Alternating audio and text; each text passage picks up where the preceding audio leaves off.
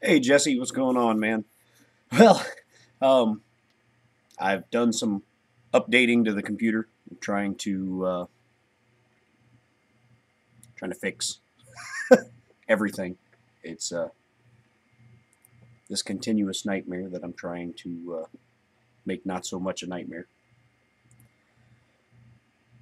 So I went in this morning and went into all the services and whatnot on the computer, and I disabled the Windows Store and I disabled Cortana, and it seems to have given me about 20% of my CPU usage back. So we'll see if that makes things better. Roy Holly, you caught it this time, man. And I apologize. I know there's going to be a delay. There's really nothing I can do about that. Coming in clear. Okay, so we're not choppy. When I move, it's yeah. All right. Oh man, I tell you, this has been just awful. But we're trying to make it work with the computer I have now, and the computer I've had for a long time, and try to make it work because I want to. I'm hoping today or tomorrow to continue my build along series.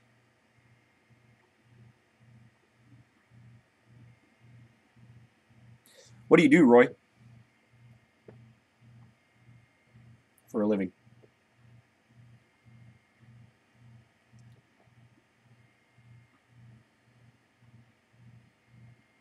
Yeah, yesterday we were having trouble when I was on the webcam, and it got better when I put the webcam away. But obviously, if I'm going to continue to stream, the webcam needs to work. So um, that's why I'm starting out here today on this. So we'll see.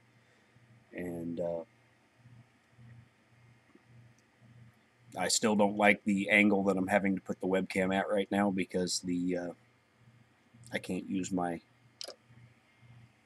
extension cable to put the webcam where I want it. Well, maybe I can now that I've got the CPU usage back. Much better than yesterday. Yes.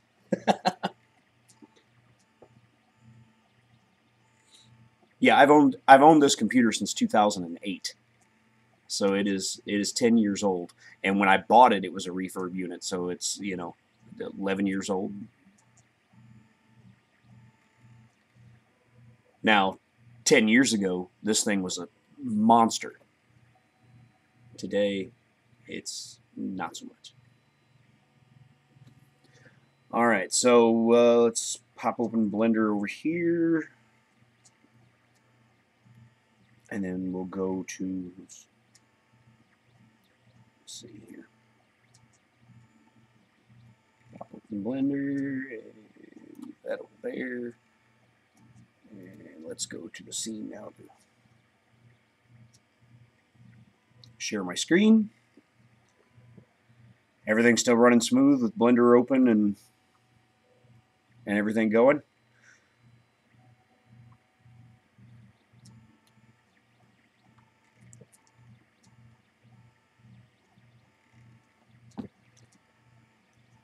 Because I know I'm going to tax my CPU more with Blender running. Um, I'm also trying using Firefox instead of Chrome to see if that. It seemed like it was a little less CPU intensive than Chrome was. Cool. Well, this has been. I couldn't even sleep last night. I was laying in when I got home from work late last night.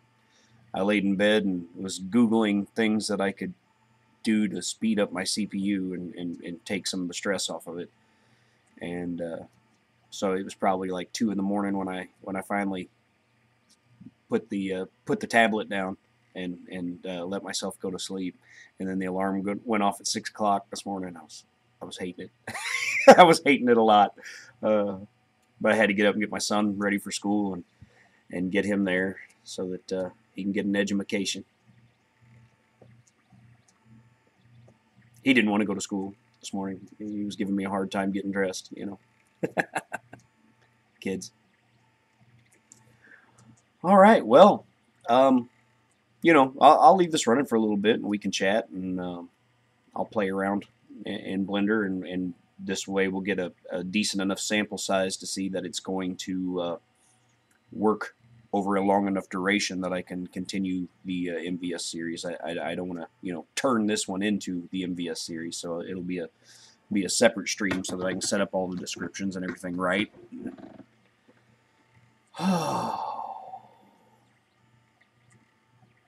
In fact, before I do the MVS series, if I do it today, I might go take a nap. My son is 13. He's 13 years old, and man, it's been crazy in the last, you know, 6 months or so. His voice has gotten deeper. He shot up a half a foot. He's getting big, man. He's 5'5". It's like 5'5" and 115 pounds now. I'm like, wow, you know. It's like I can remember when I still remember like it was yesterday when we finally got to bring him home from the hospital. He spent the first month of his life in a NICU, neonatal intensive care unit, and he was premature, and he had a bunch of problems when he was born, and they had literally, doctors had thrown their hands up, and they had told us to say goodbye to him, you know, and literally, and so he's my walking, talking miracle. Sometimes he talks too much, but I guess he gets that from his old man, because I talk too much too. Yeah, Walter, get to your work thing, man, and we'll catch you in the next one.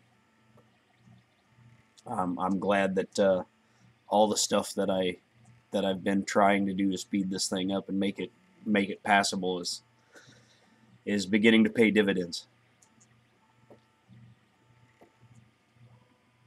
Yeah, that's the hope, Jesse. You know, I'm not one of those guys that's going to reminisce too much about the whole and get too sad about the whole empty nest thing. But I guess it'll be easier because I've went through, you know, my two oldest kids growing up, you know, and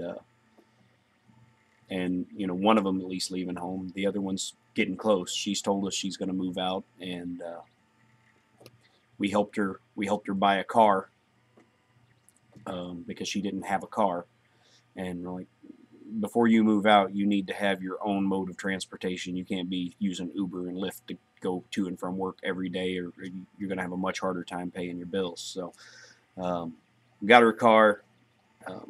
She'll turn 21 later this month, and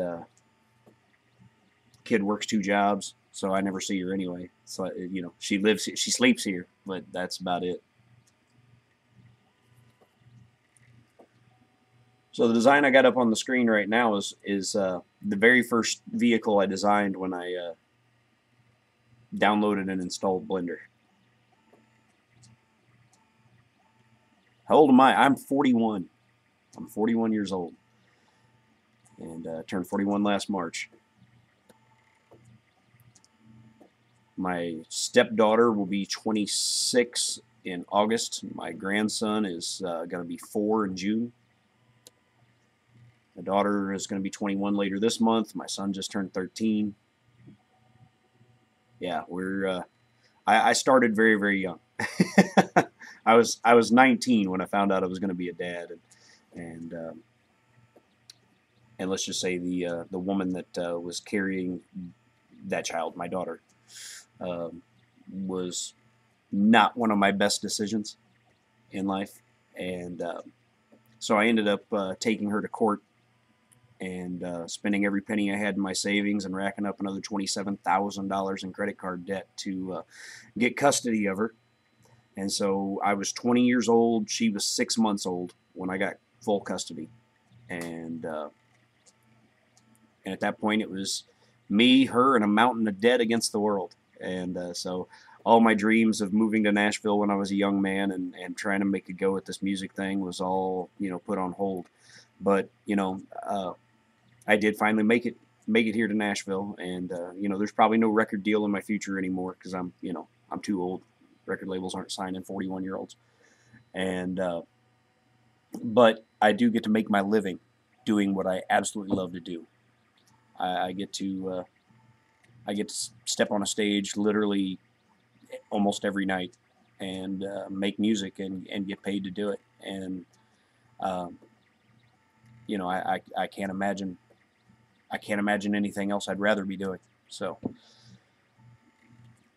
I've like when I saw Joel put up his video that he had quit Adobe and that he was going into full-time content creation, and it kind of brought the whole decision that we made when I decided to be a musician full-time back for me. And I was really, really happy for him because I know that's making that kind of leap is scary, but making that leap, that's the only way that's the only way you're ever going to fly. So the only way you're ever going to be truly happy is to find the thing in life that you are passionate about. Find the thing in life that you love and find a way. Figure out a way. I'm not saying quit your job today and jump into that. But I'm saying find a way and start the process to make the thing that you're passionate about, the thing that you love the most in life, make your living. And it's never too late to do that. Find a way to make the thing you're passionate about be the thing that pays your bills. And so when I saw Joel make that move into full-time content creation and being involved in the 3D printing community full-time, it reminded me very much of, and I will never forget the exact date, July 15th of 2009. July 15th, 2009, I showed up to work. I was a lead PHP developer and graphic artist for a small full-service computer. Like they did a lot of repair stuff, and we built websites, and we full service thing. And so like I would work on the computers that came back because those guys were always out. The other guys in the office were always out on service calls at places fixing their computers and stuff. And so I would work on the computers that would get dropped off at the office that were there for simple things in between building websites and doing the design work and stuff like that. And July 15th of 2009, I showed up to work, and there were a bunch of boxes stacked up outside the back door. And I thought that was weird. I parked my car and I started walking towards the building, and my boss popped out the back door.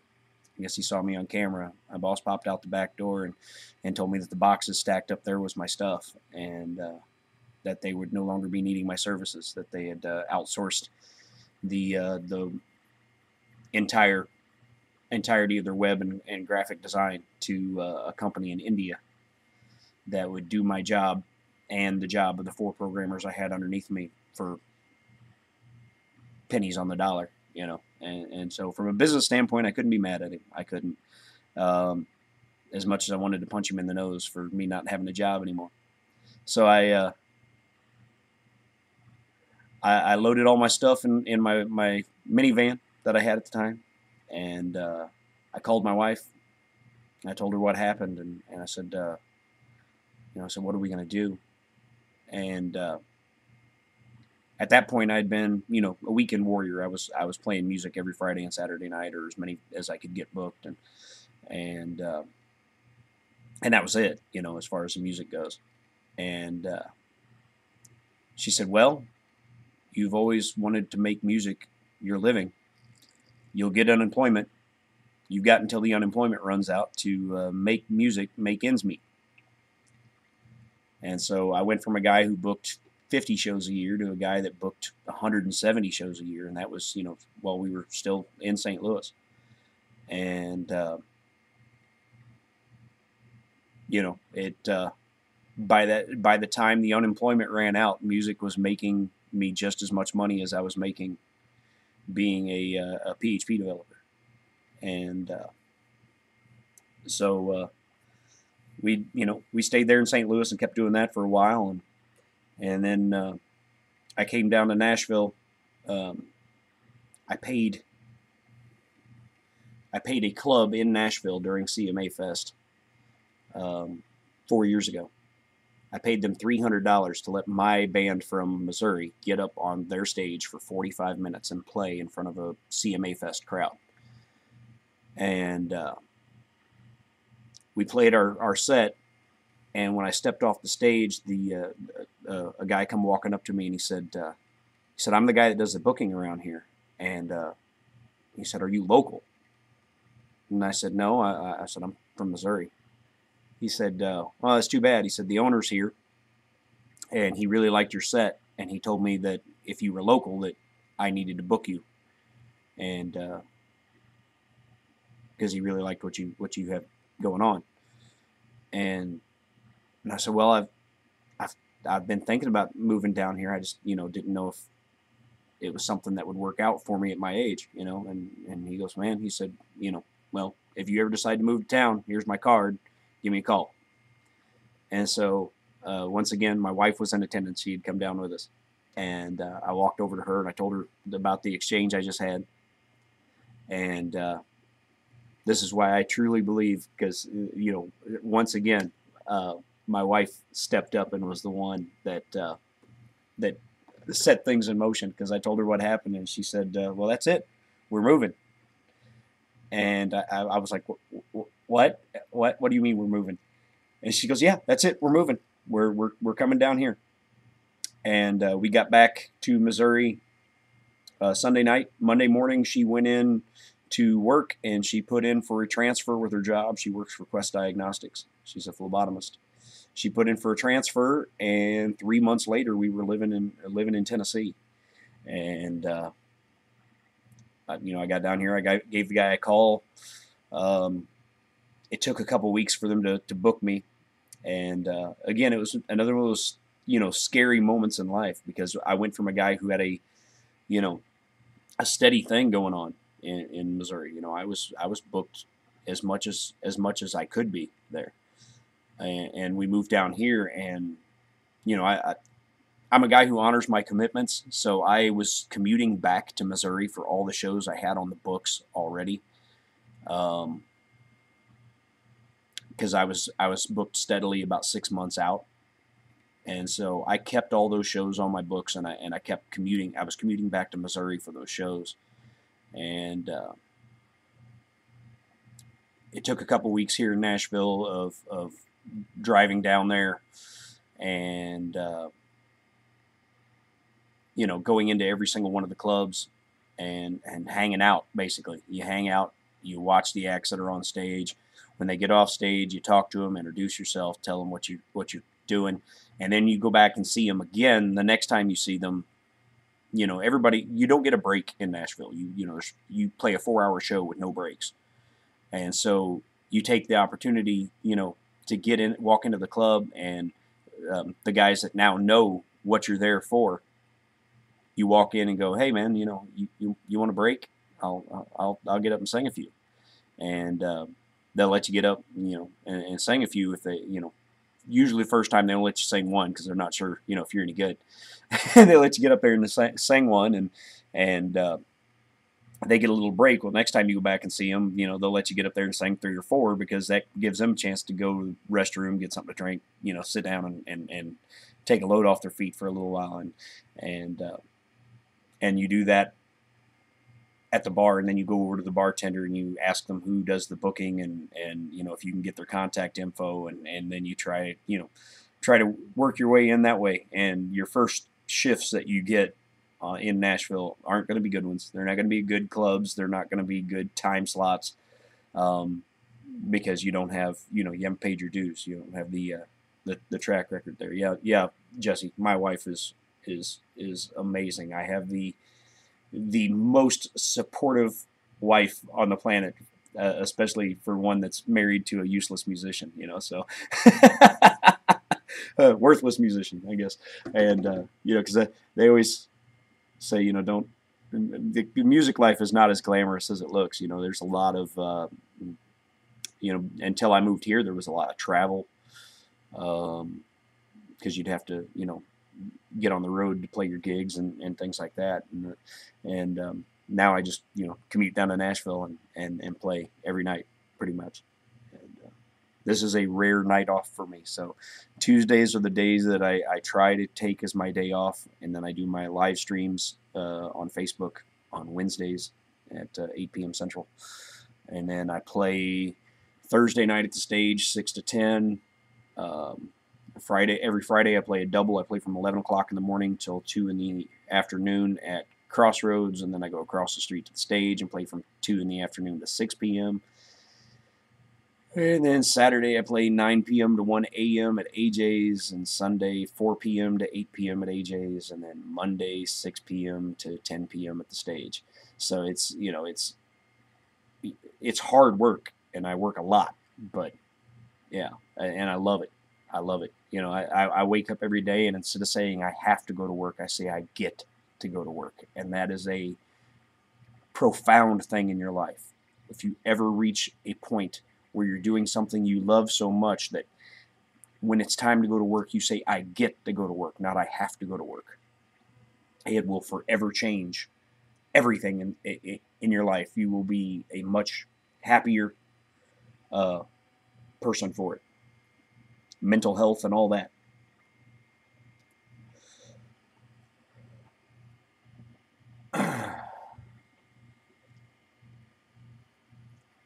I don't even know how many people we got watching this right now. Jesse's the only one talking. I know Roy was here earlier.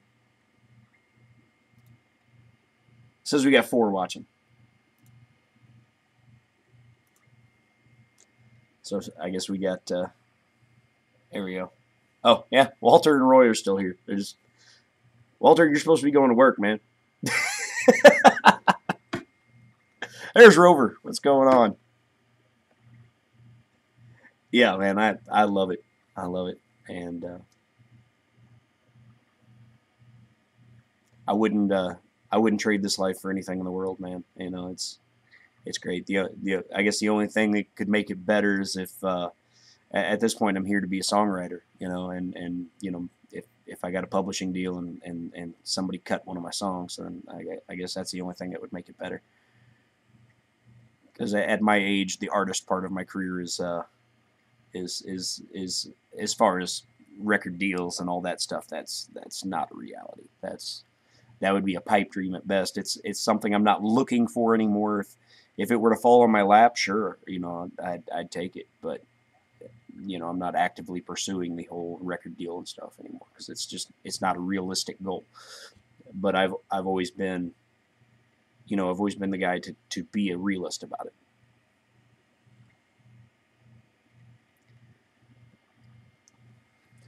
So everything's been running smoothly on the stream. There's no more hiccups, no more like choppiness. We doing all right?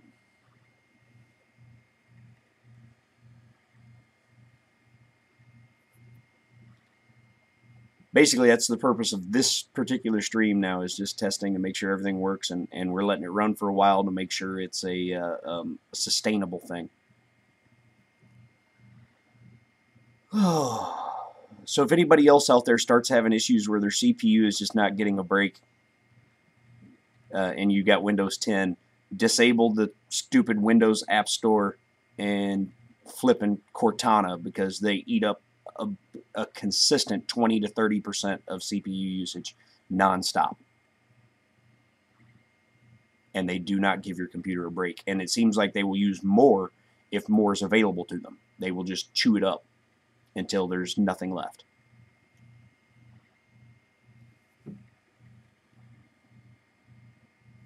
And I only figured that out by opening Task Manager and looking at the processes that were running and which ones were eating up the most CPU.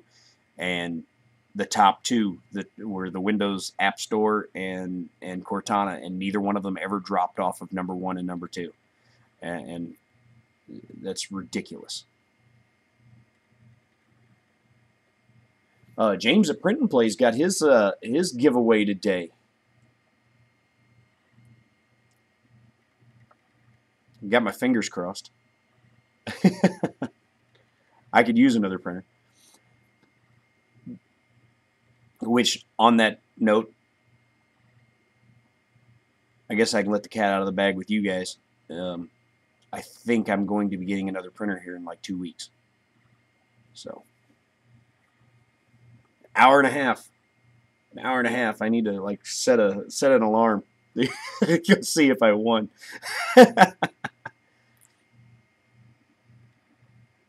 But yeah, I'm getting another printer here in 2 weeks. Another member of the country club. I'm picking up a printer from him, and he's giving me a good deal on it, and it's one of the printers that I've wanted, so should make things better, make things bigger. It's a CR10S.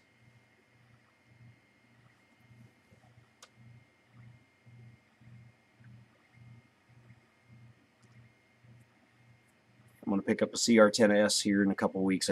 I got to get the rest of the funding put together for it.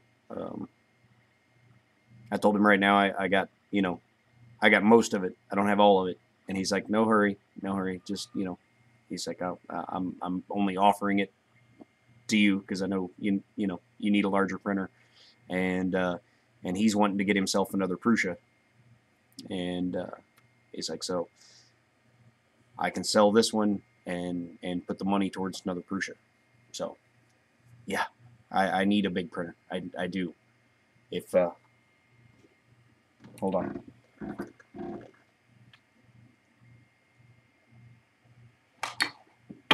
I knew I was going to do that. I was trying not to. So yeah, I need a bigger printer because many of these things could be printed in single pieces on a larger printer that I had to print in multiple pieces. Like here's the front clip for the truck, and in order to print it on the X1, because the X1 is so small, I had to split this. I had to pull a full-on Joel Telling like he did on his open RC car and print this thing in a whole bunch of pieces. Well, my printer is not as dimensionally accurate repeatably as the ones Joel has, apparently, because none of my panels that I printed in multiple pieces lined up very well. There's dimensional inaccuracies and warping in every single piece, so it's going to create a whole lot of filling and filing and sanding and gluing and all that kind of stuff going on to make these things look the way they're supposed to. So as you can see, here's the hood and fenders. So I had to split it in the middle there, and then I had to print the fender wells as separate pieces as well. So this right here is 5 pieces including the grill, but the grill, even if I had a larger printer, I would make that a separate piece because I want to be able to modify the overall look of the front end by simply printing a different grill, and then I can print multiple trucks and just design different grills for them, and it'll give them a much different look and feel. And I'm thinking I may actually leave the fenders as a separate piece, because then I could do like some squared off fenders and glue them on and all that. But I would really, really, really like to be able to print the hood and sides here as one piece, and that just would not fit on the X1. The X1 comes stock as a 150 by 150 by 150 printer. By the time you figure in the bed clips, and then you figure in let's see, you guys probably can't see that from that angle here. Let me just see if I can get it in frame there. Again, my cord is very short. You can see the part cooling fan that was added to this. The part cooling fan that was added to this actually takes about 20 millimeters away from the X, and then the bed clips take about 10 millimeters off of the Y.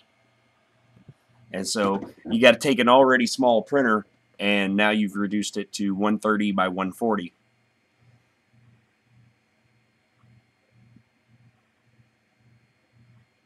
Yeah, I thought about that, and there's a guy here locally that's selling a fully assembled ANET A8 that he's done the soldering thing on the bed to make it safer. He's done a bunch of upgrades to it, and it comes with a roll of filament for $160. I thought about that, but right now I'm saving all of my printer-based funds for the CR10 that I'm picking up from Country Club.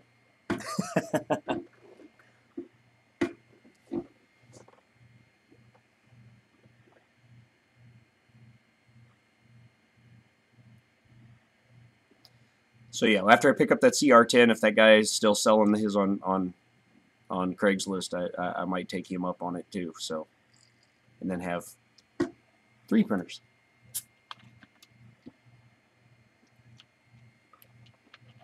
He's got a picture in his description of a print on it of the Rocktopus, you know, the octopus that's doing that, and it doesn't look bad.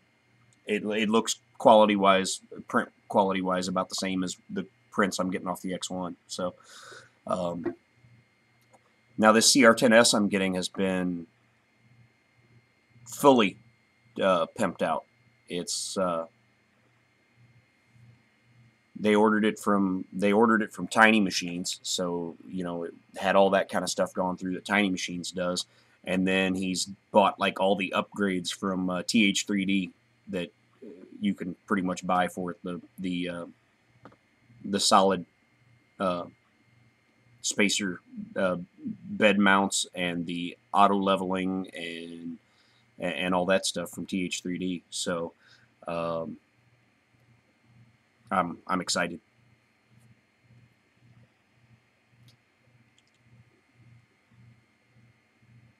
Yeah, that's it, man. You know, yeah, I'm looking forward to having a bigger printer, because with the bigger printer, I will be able to start printing things like this that I'm designing right now. Because there's no way on the X1, like I haven't got all the measurements down to start scaling this thing yet, but just rough estimate, I would have to print those wings in like 4 or 5 pieces each, and then with warping and dimensional inaccuracies, they would just never glue together and look right. While I think with the CR10S, I might have to stand them on their end, but I could probably print the wings in 1 piece.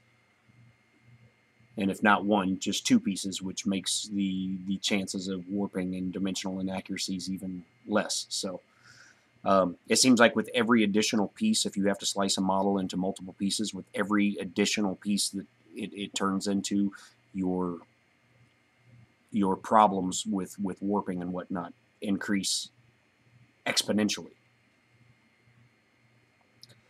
Like right now, the bed, the flatbed, the bed rails, and the bed top on my truck is 18 pieces.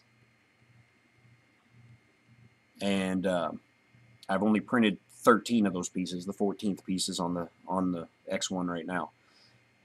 But having 18 separate pieces that I'm trying to get them all lined up and glued together. Now they line up perfectly in Blender, but then time you print them, and the slight little bit of warping on each piece, and it seems like it's weird because I've got some pieces that I reprinted because they came out like 3 or 4 millimeters wider than they were supposed to. I changed the orientation on them, printed them again, and they came out right. So the orientation of the piece affects, at least on the X1, is affecting the actual accuracy of dimensions.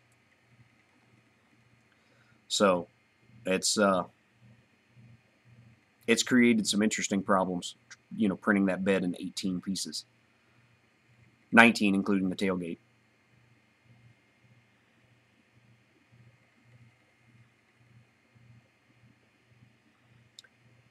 Oh, hey, I was just catching up on chat. Sorry, 3D printing kid. I caught your stream the other day, man.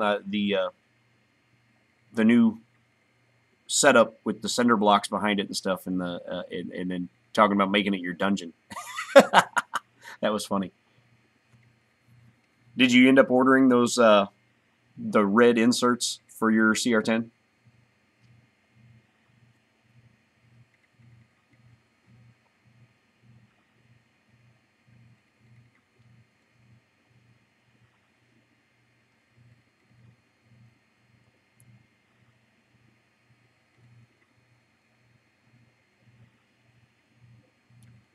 Calibrate the steps of your motors. I wouldn't even know where to begin to do that. I'm still totally a noob at this stuff, guys.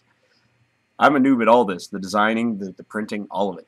And I think that's kind of half the fun of this channel is you're literally watching somebody getting into this stuff for the very first time. And I've learned so much from all you guys coming in and helping out. I am so glad that it looks like I've got this streaming issue licked, that it's working.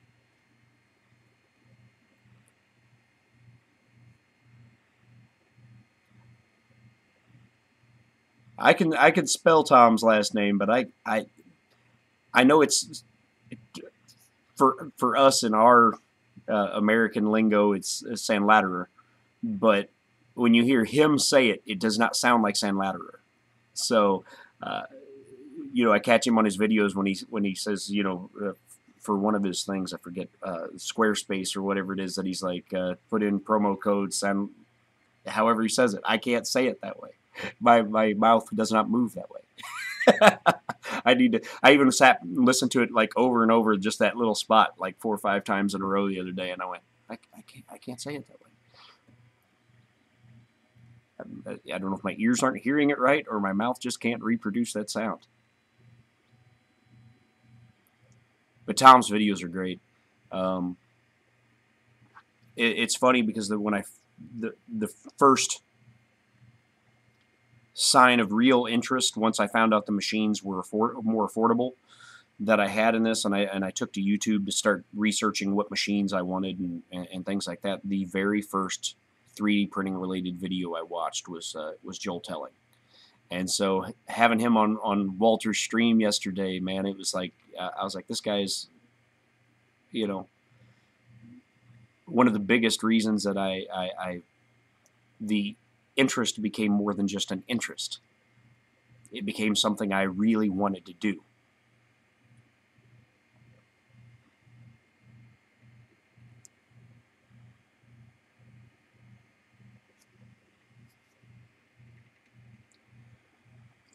Anyway, I've got tons of work to do on this jet before it's anywhere. I just started fleshing out a rough canopy shape yesterday, and I haven't sat back down to finish it. But I need to get all the vertices in this where you can see where the yellow line ends there. It actually crosses into the body, so I got to adjust those vertices and get everything lined up right, and then make some details on the canopy, like those ridges and stuff that you would see on a real one.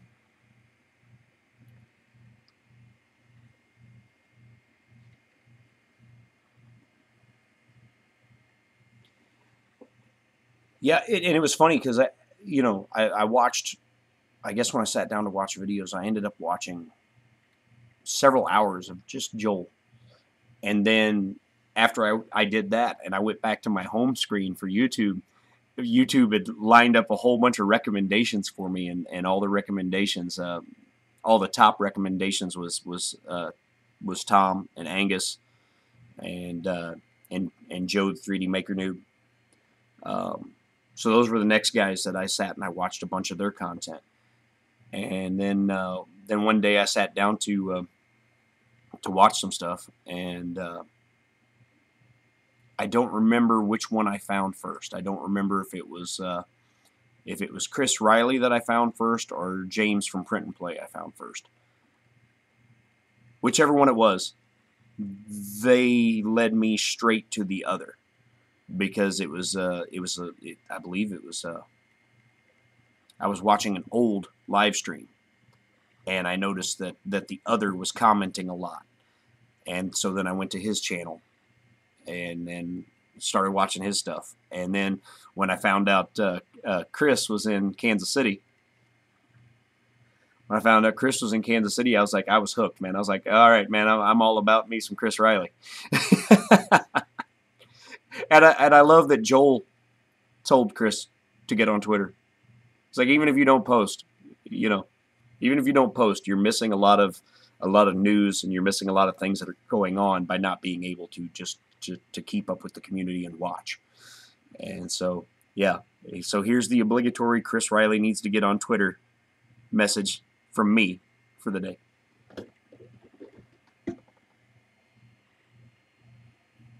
You're absolutely right, Rover. Singing uses a totally different part of the brain. And what's funny is I've been singing for so long now, songs that I know really, really well, like I'll get up on stage and I'll be singing, and I will catch myself not even thinking about the lyrics or the singing. I'm thinking about something totally different, and it's such an auto response for me now, Thanks for stopping in, Techno Geek. I appreciate it, man. And I'm so happy that it looks like this stream thing is going to work out for me again. I was worried. I was like, if I end up having to put all of this on hold until I get a new computer, I mean, we could be talking months before I stream anything again, and before I post any more updates to the channel and things like that. And I'm like, the subscribers that I have will have forgotten about me by then, and not, the channel will essentially die or have to start pretty much over. And I didn't want that to happen, because I feel like, I feel like I'm finally getting a foothold on a direction, and getting some stuff to go where I wanted it. Because like I said, when I started this channel, I thought my process would be, I'll design stuff and I'll share it with everybody as I design it, and they can learn along with me, because I'm still learning Blender. I don't know a tenth of the things that Blender can do. It's such a robust and powerful program, because it's open source and because people are constantly developing new stuff for it. So yeah, that's the plan is more design videos, and then the purpose of the channel was to design stuff for 3D printing, and then we would go through the design process together, and then we would go through printing the design and what worked and what didn't, and figuring out why it didn't work and how we can do it better next time, and for you guys to be able to join in and design your own stuff as well. I know you guys aren't all into G.I. Joe scale vehicles. That's my thing. And also, once I get the CR10, I've been working on. Well, I haven't worked on it lately, but I had started working on a building system, a modular building system. They would be able to print out the different wall panels and corner connectors and floors and ceilings and all that, and you'd print out however many you needed, and to be able to custom design buildings. And I kind of put that all on hold, because there was no way the X1 was going to print that stuff. It was going to require a printer, like a G.I. Joe scaled garage door. I would need to be able to print a panel that's, 1 foot square, and I can't do that, and I wouldn't want to have to print it in like 6 pieces, 8 pieces, whatever it is, and try to glue it all together and get it to be, especially on something like a building where it needs to be pretty square and true.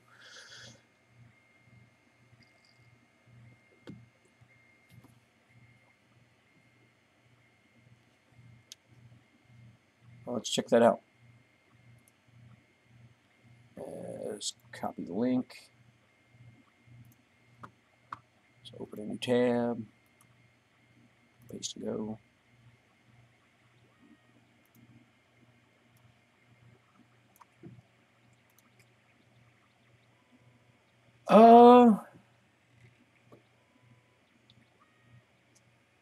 Not quite. Those are more like tabletop gaming.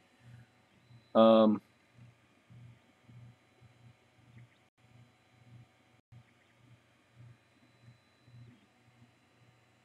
here, I'll just minimize that. Chat back up here. I'll open it over here.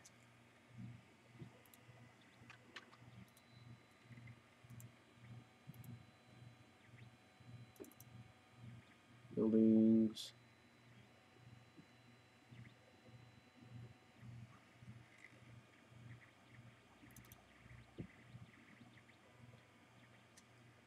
It's not the right one.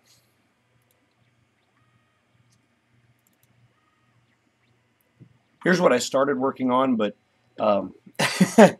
this is actually an old version of the idea. I cleaned it up and refined it a lot, and then I neglected to save in a Windows update. I lost like 3 hours worth of work that I did to it. So I was disgusted with it, and I hadn't opened it back up. But I refined the design a lot by I re-engineered the corner connectors and stuff so that they were smaller. But like this right here that I have designed, this would create a room just in that one little box there that's like 8 inches by 8 inches on the inside, roughly. But I redesigned the corner connectors to make them thinner. But you can see this one was a brick wall design I was working on. I also thinned out the walls a little bit, so I got to go back and redo all that. Fernando, good to see you, man. So when I get to CR10, I'll be able to expand on this idea again and go back and revisit it, and hopefully bring it to fruition. Because what'll be cool, these panels here, they're designed so that you can make. Let me just drag one out. They're designed so that you can interlock as many of them as you need to. So Shift D to make a copy. I'm hit Y so I move it only along the Y-axis.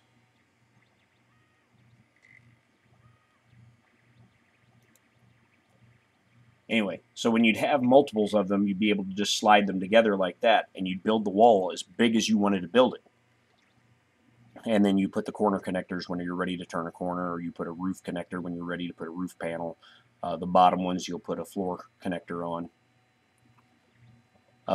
And then there's 3-way connectors I was working on so that you'll be able to either build out an interior wall while keeping the wall going, or build out the floor to make like a second floor and then continue the wall up. So I'm still in the engineering process on this, and I'm not the greatest of engineers.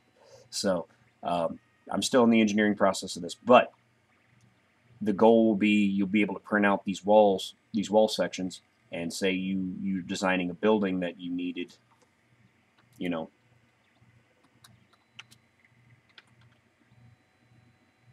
designing a building that you needed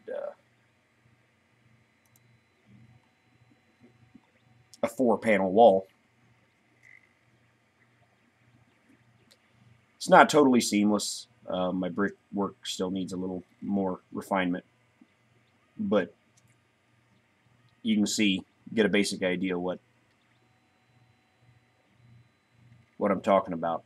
So, like you were designing a warehouse building, for instance, and like I said, each one of these panels is like about 8 inches on the inside diameter, not including the connectors on the ends.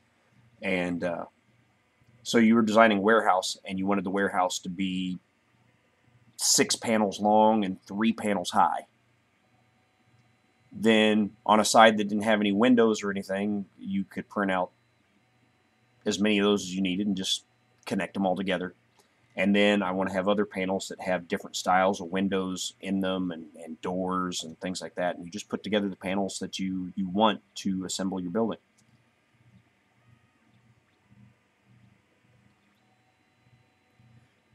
Everything I design is 1/18th scale.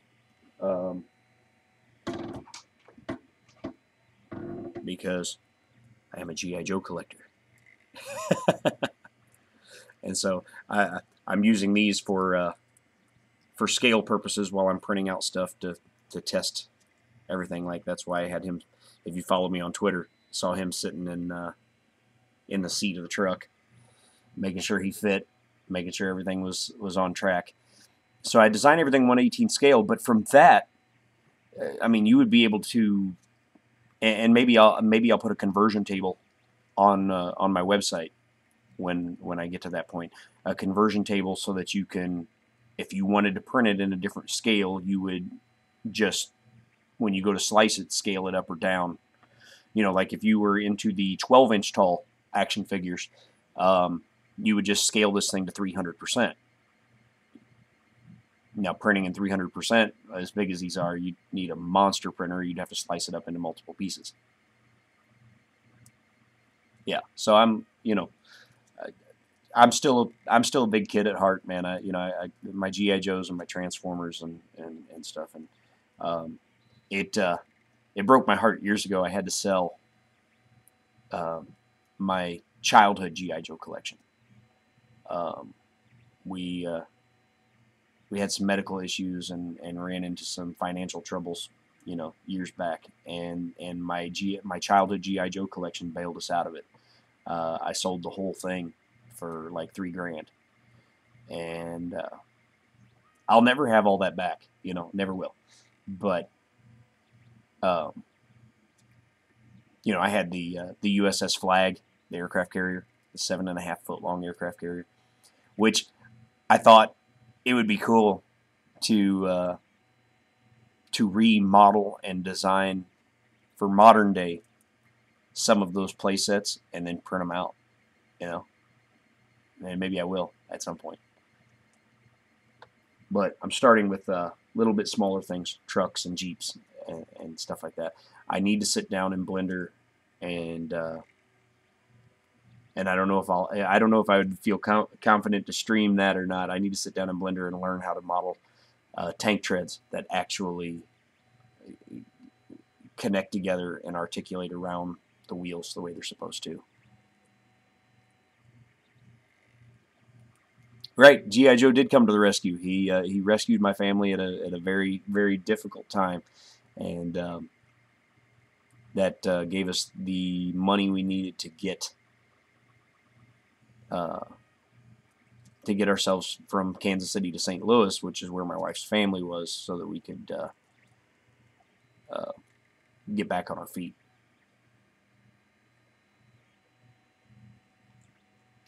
Yeah, I had the USS Flag. I had the Terrordrome, which was the Cobra base that was huge.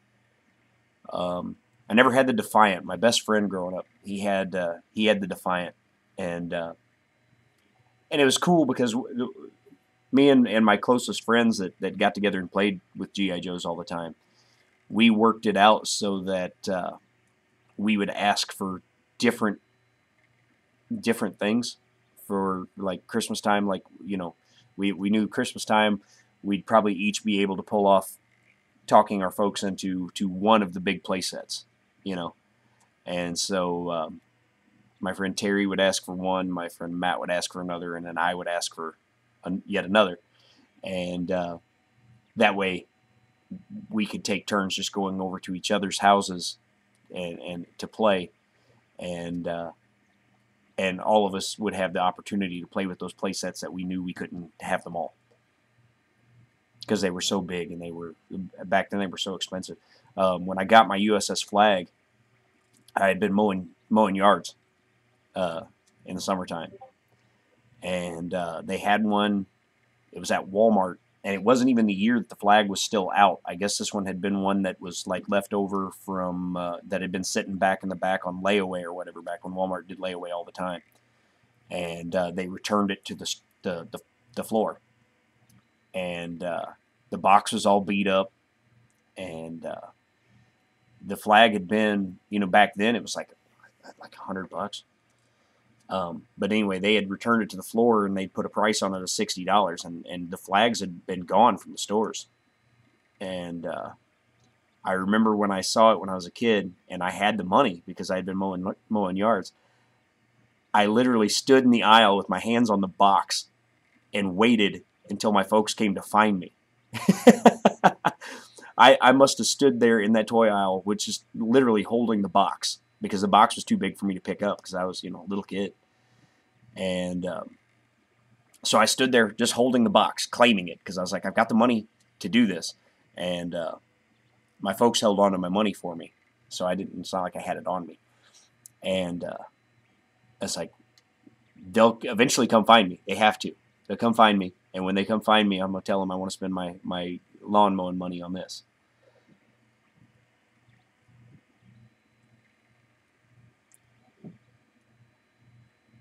So yeah, I worked hard for that Flag.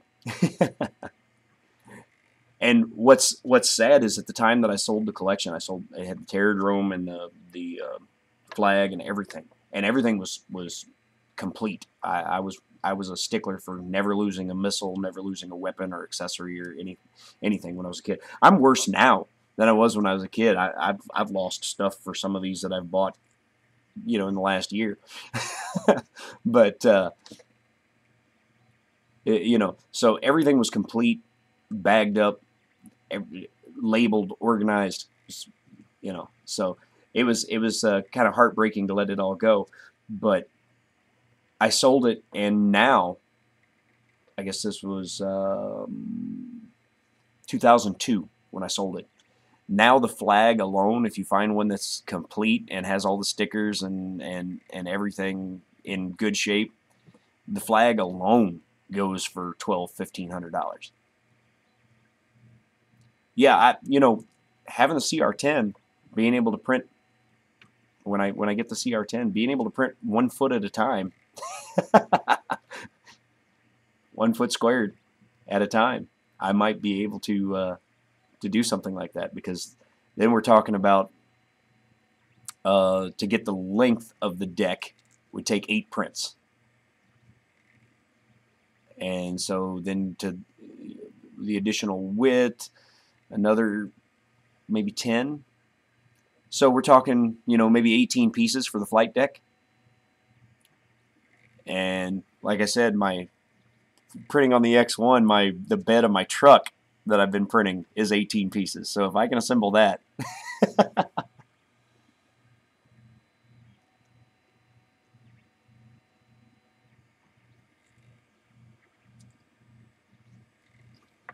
Which I'm printing another piece to the bed right now.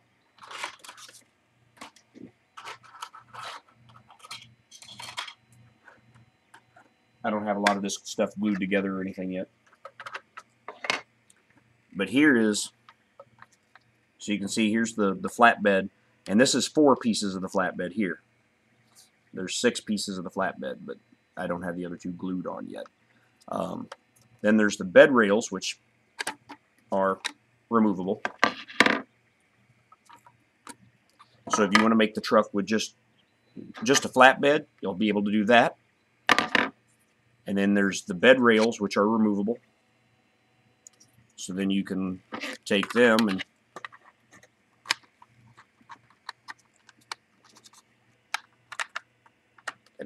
Yep, right.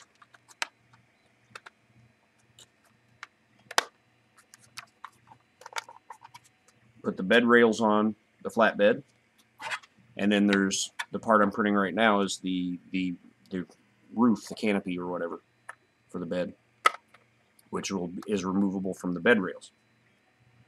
So when that's done, it'll completely box that in.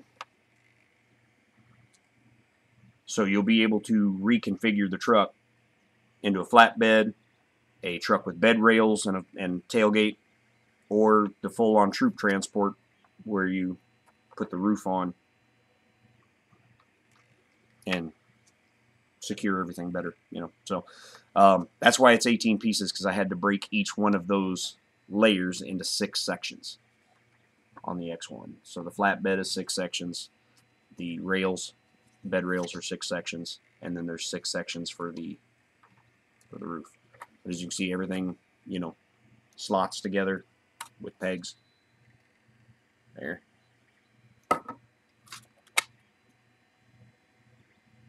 So yeah, you just peg those in, peg the bed rails into the flatbed, and peg the canopy into the bed rails. And once I have all the pieces and have everything glued together, it'll be 3 pieces once I have everything glued together. And if I'd had the CR10 when I started all this, I'd have been able to print this in just the 3 pieces and then just snap those 3 pieces together and be done with it. And I may reprint them once I get the CR10. I may reprint the whole truck. I don't know.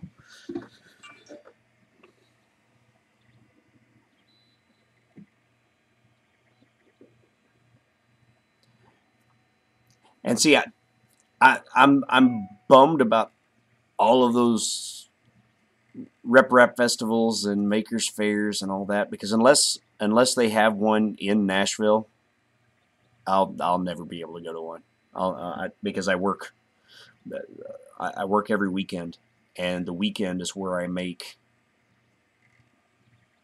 In those 2 days, I make about, of the 5 days that I work, in those 2 days I make about 60 to 70% of my weekly income. And you don't get vacation days. You don't get paid time off. There's no such thing.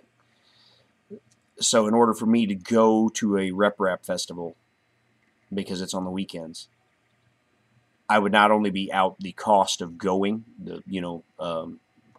tickets, plane tickets, gas to drive, whatever, hotel when I got there, food while I was out of town. I would not only be on the hook for all that, but I would also lose out on the income for the trip. And, that's on a Friday and Saturday night. I'm losing out. Just to lose out on Friday and Saturday night, I'm losing out on $500 or $600 that week. So, if you calculate in just the cost of going, alone, even if it was close, like I could have done. Murph was 7.5 hour drive for me. I could have went to Murph, but I would have had taken the day off. And a 7.5 hour drive one way, so and my car gets good gas mileage. That wouldn't have been too bad, but then there would have been hotel expense, and then you tack on the lost income, and all of a sudden I'm looking at, it would have cost me $1,200-$1,500 to went to Murph, which I'm just not in a position financially to to spend that kind of money. Between spending that kind of money and giving up that income. It's a CR10S, so it's a 300 by 300 by 400, but it is the CR10S with the filament run out and power off resume, and yeah, I know it'll chew up an SD card, but SD cards are cheap, and I keep a backup of the micro SD that the X1 uses. I keep a backup of it and everything I got going on it on my computer. So, the card fails, you just transfer the files off my PC onto a new card and keep going. Cards are cheap.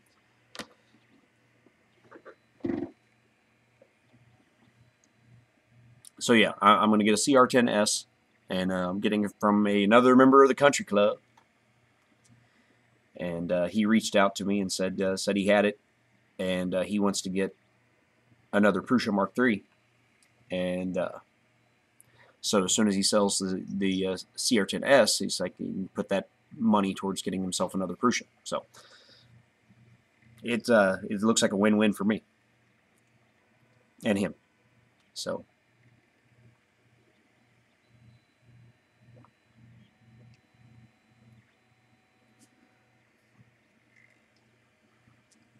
anyway, that's the idea with the building system. Like I said, I had re-engineered these and these to have made them thinner, and I re-engineered the walls a little bit, and the connection points.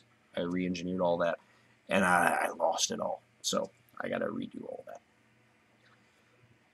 And at this point, I've rethought some of the ideas. I may go back and just start the whole process from scratch.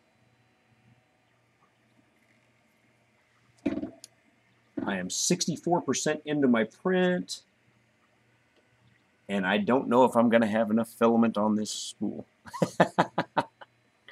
I may find out the hard way that I don't. This spool is almost empty.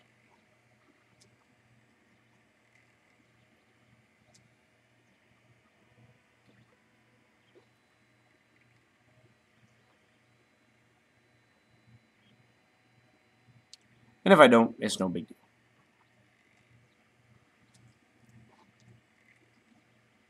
It's no big deal. It's just another print, right?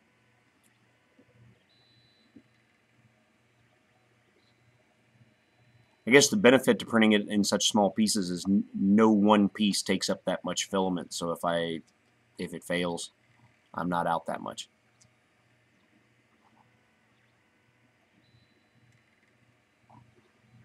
That's a good idea, Fernando. It's a really good idea.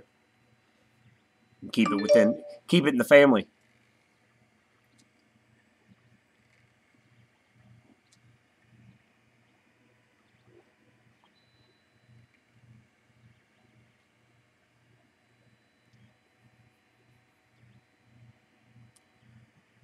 Well, you know, eventually I get to a point where I have more and more printers, because they're you know, I'm not going to stop at 2. Who am I kidding? I'm not stopping at 2. But when I have everything, all my needs covered printer-wise, you know, maybe I'll get to a point where I can return the amazing favor that Chris Riley did me to somebody else, and pass the X1 on down the line. Because he very, very graciously, you know, just gifted this thing to me, and it got me started. And you know, I would love to be at a point where, if I get to a point where I don't need it anymore, then I would love to find somebody who just getting started in the hobby, and send it to them.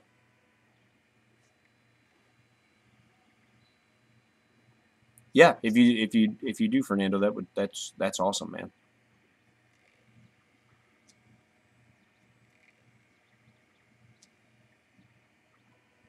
That would be great. I have a question on my own print that's printing right now. I think I printed it in the wrong orientation.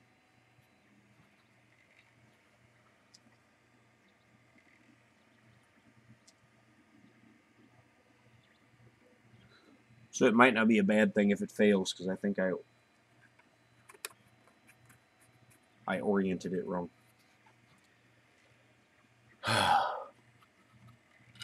We'll let it finish and we'll see. But I wanted the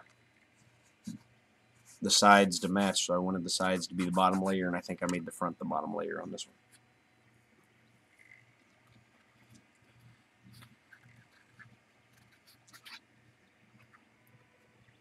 Because I knew when I got to the middle section, the side was pretty well going to have to be the bottom layer, the side of the top one.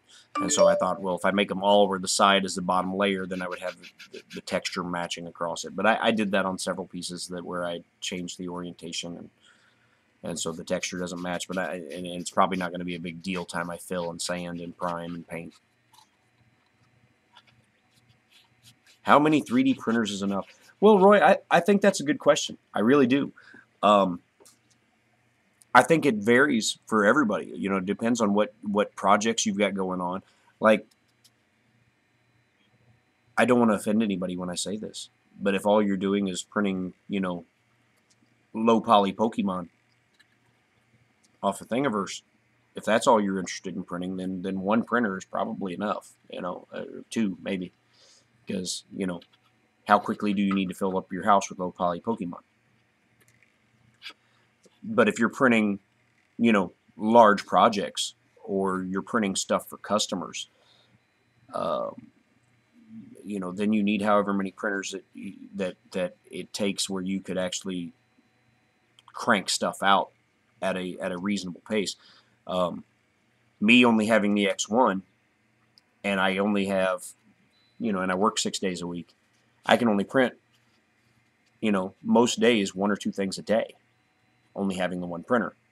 And so this large project, this truck, I started printing it April 16th, and I still have, if this print finishes, if there's enough filament to finish this print, I still have 4 more pieces to go for the bed top and the 2 benches for the back. So I have 6 more prints to make before I have all the parts printed. And that's not to say that I won't have to reprint something as I start the assembly process and find that dimensional accuracy is just too far off on a piece.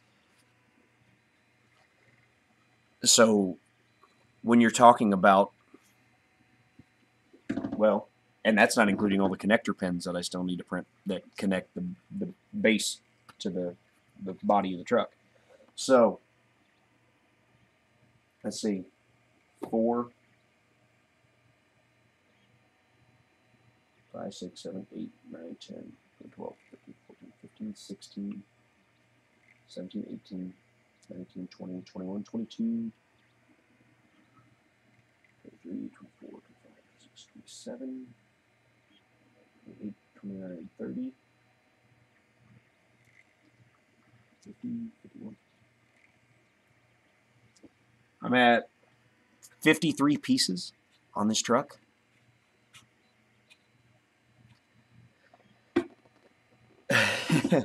And printing 53 parts when you can only print 1 or 2 a day, most days. On my occasional days off, I'll crank out 3 or 4 parts.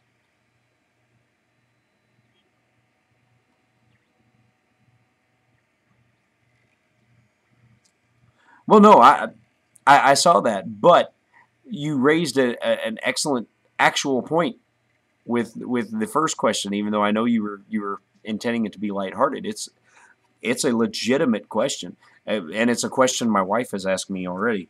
You know, when is this going to stop? How many? I'm like, honey, I've only got one, and it's very small. It's very small. I, you know, because I was telling her, you know, when I told her about this CR10, and she's like, that was what she said. She said, well, you've already got a printer. How many do you need?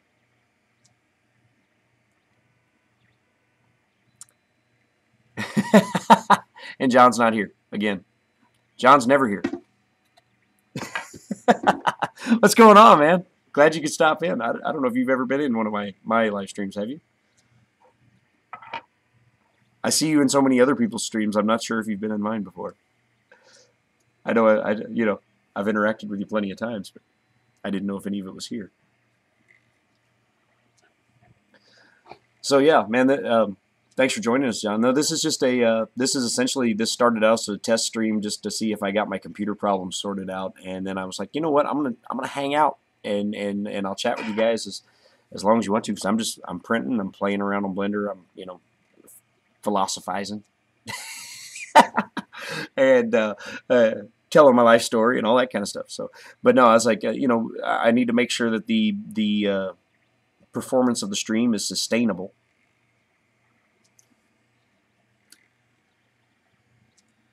I need to make sure the performance of the stream is sustainable so I can continue my my MVS build along series. Well, Robbie Mac, the issue causing the lag was parts of Windows that Windows likes to consider essential. Uh, as soon as I disabled the Windows App Store and I disabled Cortana, I got 20 to 30% of my processing power back.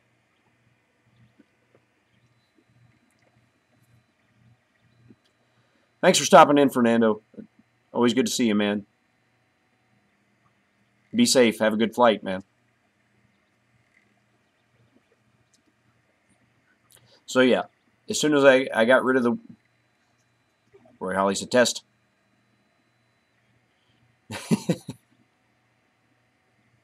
Yeah, Windows 10. Windows 10. As soon as I disabled the Windows App Store and Cortana, I got 20 to 30% of my processing power back. I don't know if it's something they did in the last update, but it seems like since I got the last update, I couldn't stream anymore. I just couldn't.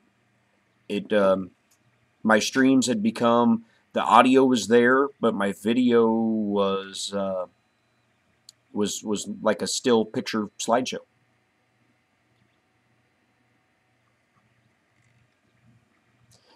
Yeah, the delay is caused because I took it off ultra low latency and put it on just low latency. You have less delay if you put it on ultra low latency, but it seemed to be a little more demanding on the stream. Now that I've got this stuff cleared up, I may attempt to run the build series video in ultra low again.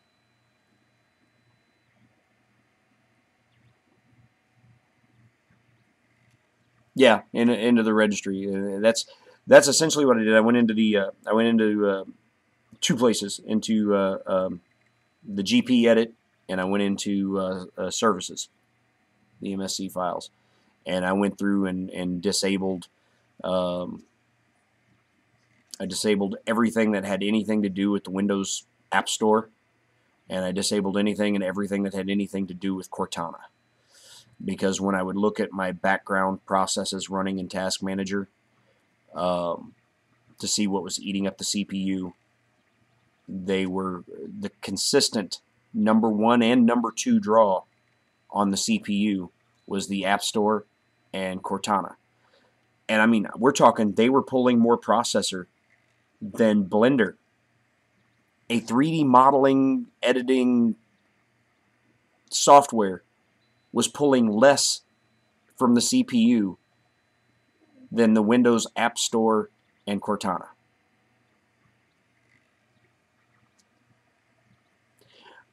It would be a good time. You're right, Roy. I would have to stop this stream to change that setting. They don't let you change that setting on the fly.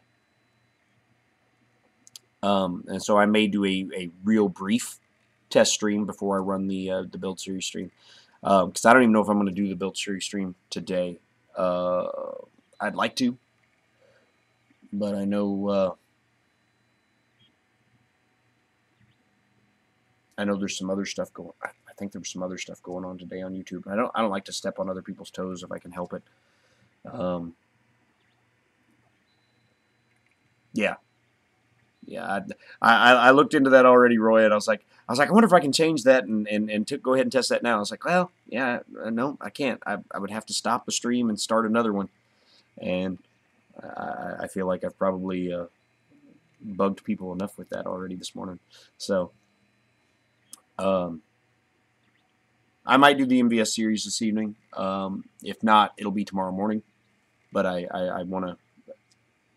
So maybe I'll do a quick, like, 5-minute test of ultra low latency just to make sure it works in the morning. And then, of course, tune in for Walter's morning coffee. And then when Walter's morning coffee's over tomorrow, maybe I'll do it then. I need to get on a regular schedule with this stuff. It would make my channel better if people just knew, okay, it's Wednesday, 11 a.m. Central. Tune in for an MVS build series. I at least need to schedule that part of it anyway. Probably should. You know, I'm not saying there's not going to be other impromptu streams. And in fact, while I'm on this stream, something that I... Oh, here it is. Right behind me. I was on Glenn's first birthday bash for Fun King 3D. And he was giving away some stuff. One of the things he was giving away was some IC3D filament. And I managed to win one of those rolls. And so I was able to choose whatever color I wanted. And, you know, I had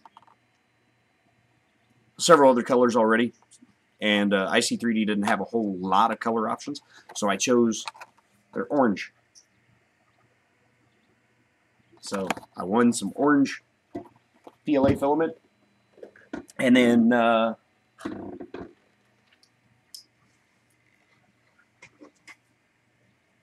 included in the box was a Fun King 3D maker coin. Focus on that. And a Fun King 3D sticker. When I get a chance to set up an actual makerspace out of all this, I was talking to my wife the other day about some shelving and stuff that I want to buy, and turn one little corner of my man cave up here into an actual makerspace.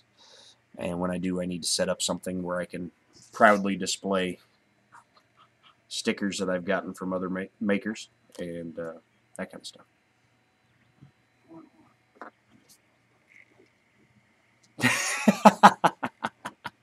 15 hours later.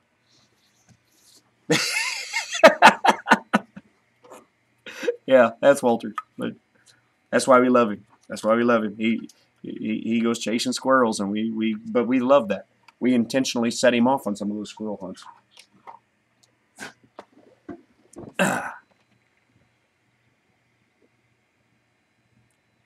He was trying to tell us about Discord the other day. I think it took him 30 minutes to get to it from the time he started because someone kept getting him off on a little squirrel chase.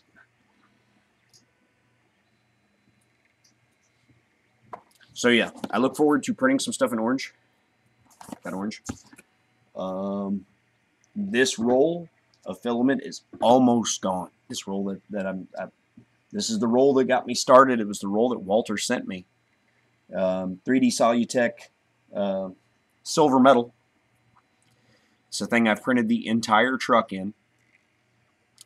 And I've essentially printed nothing but truck so far. And like I said, I still got 6 more pieces if you don't include the one that's on the printer right now to print. So the truck is going to end up taking just over 1 kilogram of filament.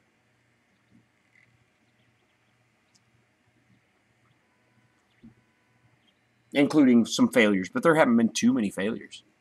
So, you know, I'm going to say this truck is probably, if I had 0 failures, it's right at 1 kilogram of filament to print this truck. And I know Walter has started printing some pieces of it. He's printed the wheels and a tire. He's printed so I think he's got 6 wheels that he printed in that marble filament, which look kind of cool. It kind of looks like the wheels got some mud on it or some rust or something. It's kind of cool. And then he printed one tire in TPU. My dog wants to say hi.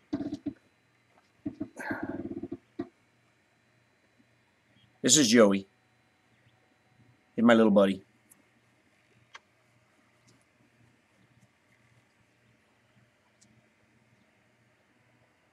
"31 more minutes for Print and Plays giveaway."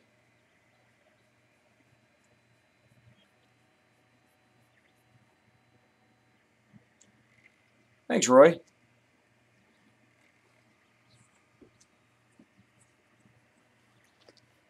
Yeah, he's my co-host on my Wednesday live streams. My Wednesday Facebook live stream. He's my co-host. It's hashtag Joey the dog. We're trying to get a thing started with hashtag Joey the dog. So we tell everybody, you know, when we see him, when he pops in the stream, hashtag Joey the dog.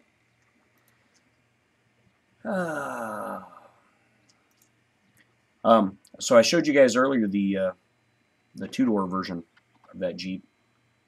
Here is the four-door version. I'm on my own little squirrel chase right now. Like I said, more or less, this stream just kept going so that I could test sustainability, which is looking good so far. So there's the four-door version, and then I made, this is going to make you laugh a little bit probably, a limo version, because I was thinking, you know, for that VIP security detail. You know, so you can see inside it's got the two big benches inside that face each other.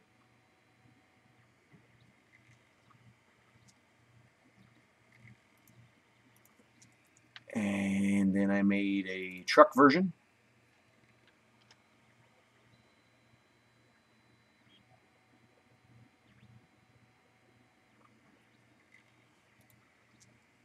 I haven't attempted to print any of this yet.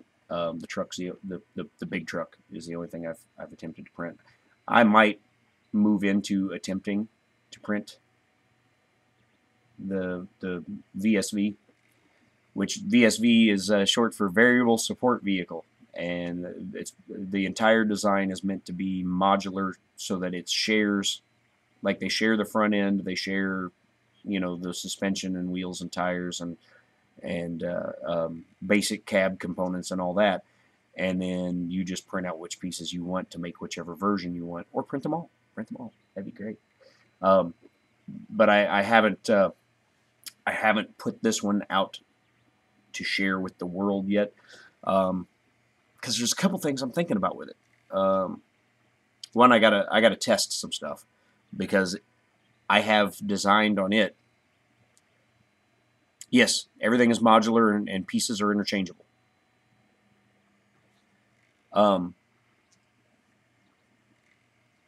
There's a crew cab version of the truck.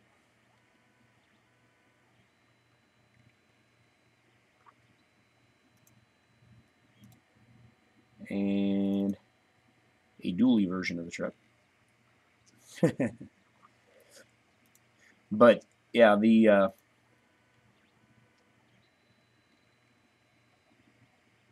ESV two-door.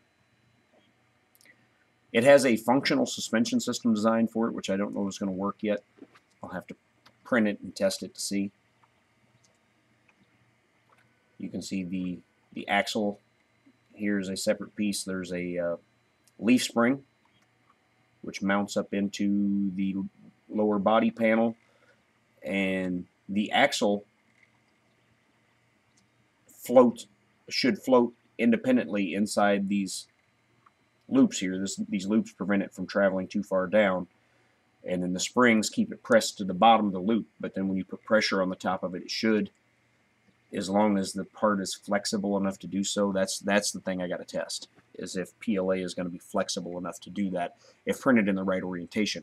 I'm thinking if you lay the spring on its side on the bed so that it prints just straight up like that and keeps everything running the length of the spring this way, I'm thinking it should have enough flexibility. But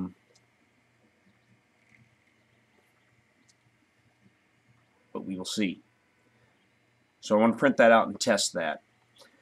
And then I was thinking, if everything goes successfully when I print this and test it, I might make the VSV a Patreon exclusive. I don't know. I'm kicking that idea around. And so that, and you know, anybody who's a Patreon would be able to then download and print the VSV if they want, and not put it on Thingiverse. Because I know you have the ability to share files on Patreon and make them exclusive to your patrons. And just finding a way to, trying to find a way to help support the channel, and I think that might be a viable way to do it, is to make some models that are Patreon exclusives. That's Angus, the Maker's Muse. He makes some of his torture tests and stuff Patreon exclusives. So I'm like, well, why not? Why wouldn't that work for me, as well? So I want to show you guys.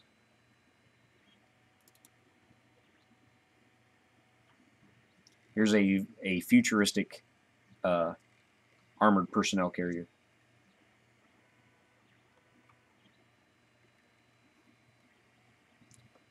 And this was another one that I've been kicking around making it a Patreon exclusive, because it's going to do some cool stuff too. Let me hide this plane here so you can see it. The suspension on it is articulated, and again, this is another thing I'll have to print and test first. There is an axle that runs through the center here to this arm, so that it articulates back and forth on that. So you would be able to have suspension travel where these are articulated in the center point there. You can see that there. So they will articulate there. So you would have wheels that rocked back and forth like this.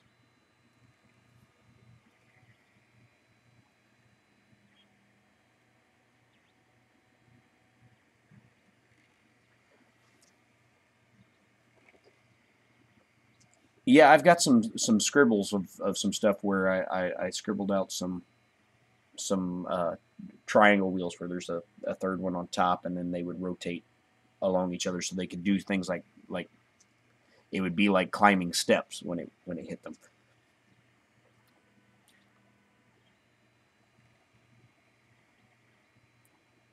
Which this one also has a experimental spring design that may not work, to allow those to spring up and down a little bit.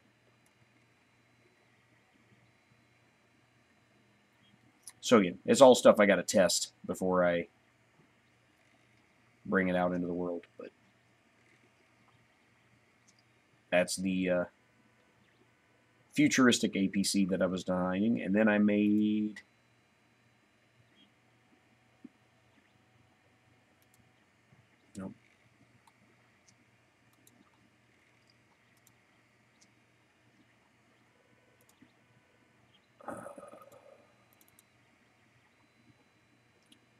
oh yeah, I also made it, in talking about modular design, you would print out all the same pieces for the APC until you got back to this panel, and then you would print this piece that mounts spare tires there.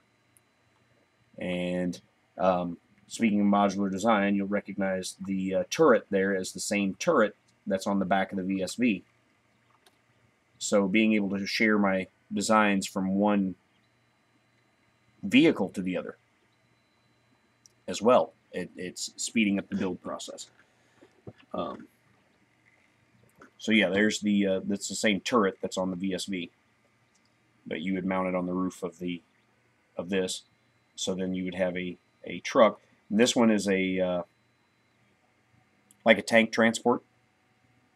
You put a tank on there, which is another thing I want to get into to figuring out. As I said earlier, is tank treads that would be printable in PLA without having too much hardware to assemble the tracks, and that would be able to articulate around the wheels the way it's supposed to.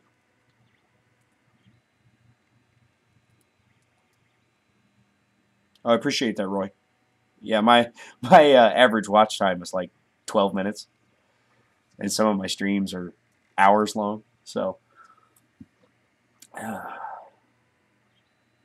but it looks like we've got a sustainable stream. So I'm going to call this a successful test today.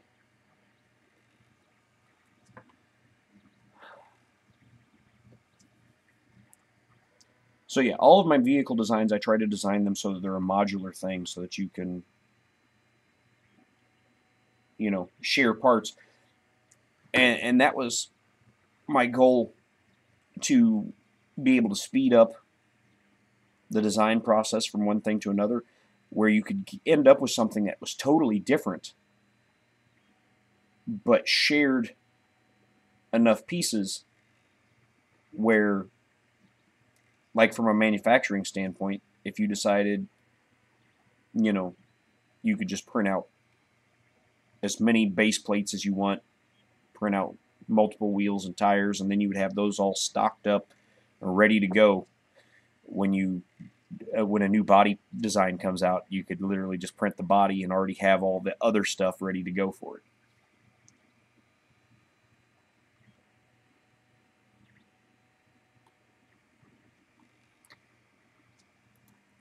Where was the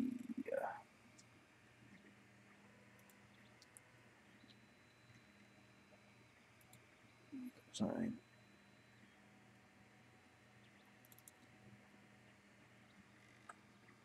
Like here, I'm converting the truck that I'm printing into an MRAP.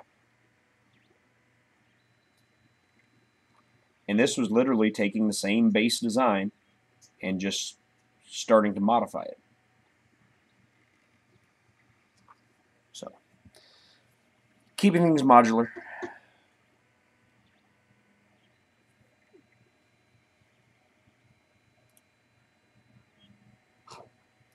Link location. Let's check that out, Rover.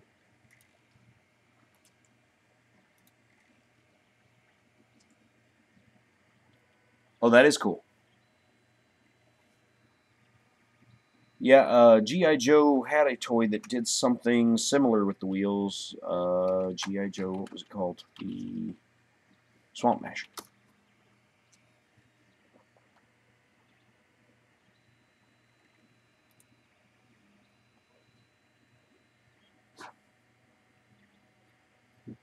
So you can see there it had 3 wheels that are articulated onto a triangle that spins as well. So, and I had one of those. It was among that stuff that I sold. They've had some really cool vehicles over the years, and I don't want to copy them directly, but I would like to build and design vehicles that complement or replace some of those designs. So, like I would like to take, speaking of cool vehicles, I would like to take their Mamba concept and alter it considerably, because I don't want to ever like just sit down and model something that already exists. I mean, it may not be readily available anymore, but if it already exists, it's out there. You can acquire that. Why would I want to model that? You know, it may take you some money or some time to track a good one down, but you can go buy a Mamba. But something that uses a similar concept but a totally different design, you know, that's the kind of stuff that I want to do, where it may be inspired by their design, but it's something that's totally still my own. And you know, their designs are based off of other things, like this vehicle, the Vamp, the G.I. Joe Vamp. If you look up the Lamborghini Cheetah, I believe it's called, they essentially directly ripped off the Lamborghini Cheetah.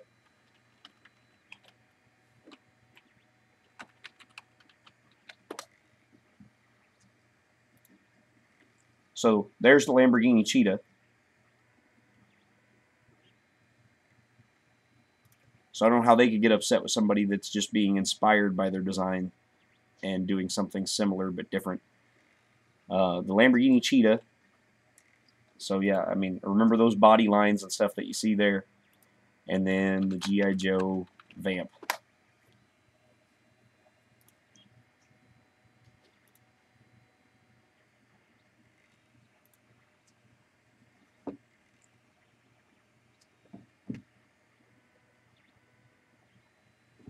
Hi, Don.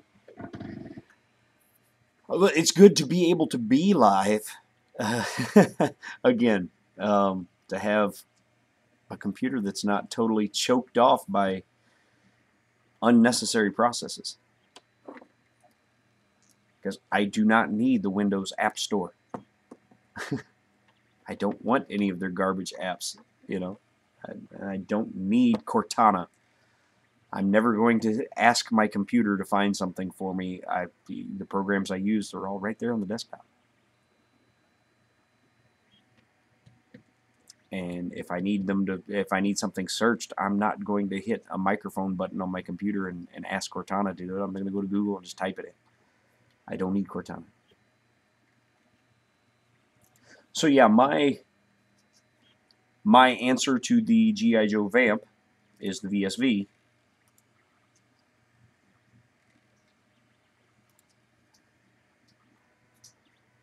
So yeah, I mean, there's some inspiration there to be sure, but my design is different than theirs. My design is more different to theirs than theirs is to the Lamborghini Cheetah, for sure.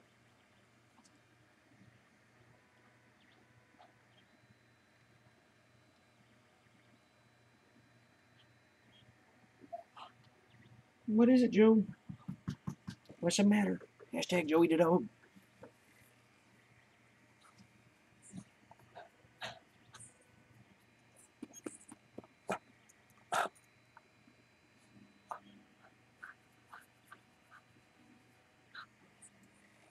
Are you jealous that Daddy's paying attention to the computer and not to you? Hmm? Hmm?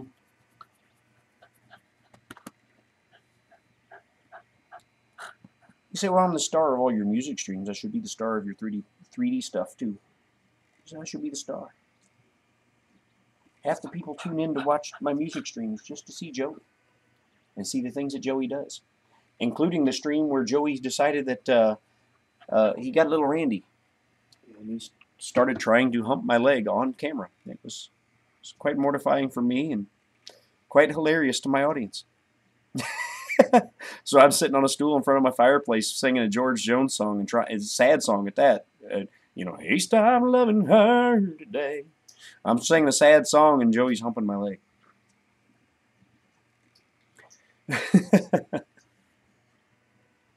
And I'm trying to kick him off my leg and keep singing the song. My crowd loved it. My crowd loved it. Me, not so much. Because we have not gotten Joey neutered.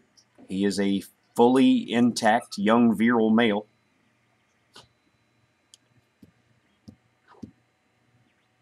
So sometimes he gets a little randy. And he just happened to get randy on a live stream.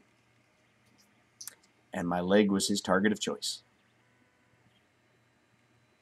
I think it was the second or third week that I was doing that live stream, so I guess a few months ago. So I think I've made 14 weeks in a row doing the music live streams now, and it's great. It's not a huge audience base, 20, 30 people on most streams tune in and watch and make song requests, and I sit there in front of my fireplace and play their song requests. And it's a lot of fun for me. I enjoy doing it because the people that show up are they're not just fans. They're friends, they're family, they're close. So it's nice to get to do that in front of them, because most of them they don't live in Nashville. It's not like they can come see me, so they get a chance to. They're people who were very, very avid followers of mine, when I lived in Missouri, and they would come out to every show, and they don't get to see me anymore. It's not like they can, you don't hop in the car and drive to Nashville on a whim and just to see some singer, So that's why I started doing the Wednesday live streams.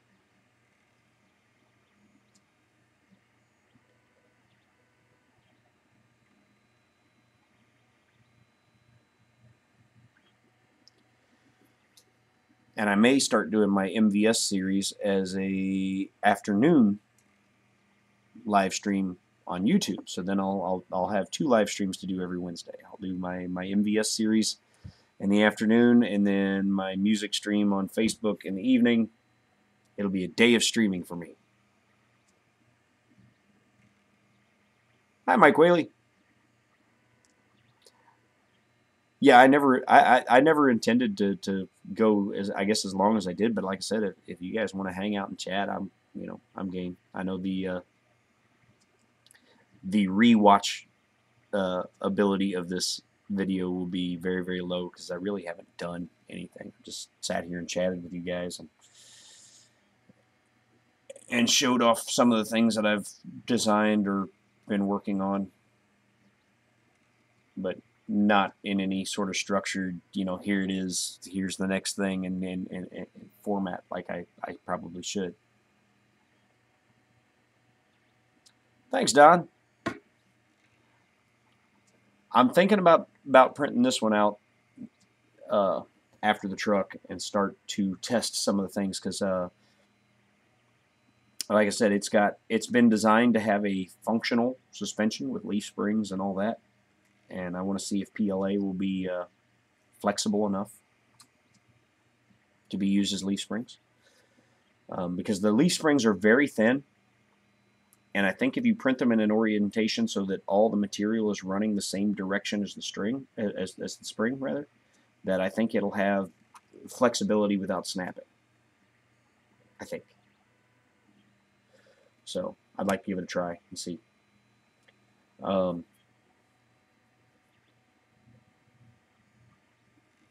Yeah, but if that test works out successfully, like I was talking earlier, I'm considering making my entire VSV lineup, and that is this Jeep and all of its modular counterparts, making them a Patreon exclusive, and that way giving the STL files to my Patreons. So finding a way to further support the channel and motivate me to make more designs. if I got people that are saying, "Hey, man, I want some more stuff. I want some more exclusive stuff." If I had Patreons, that, because right now I have one Patreon, $1 a month Patreon, and if I had stuff that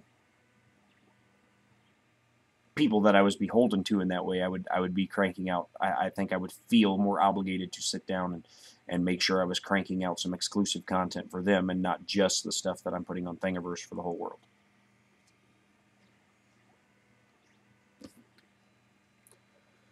So I think that could be a motivating factor for me,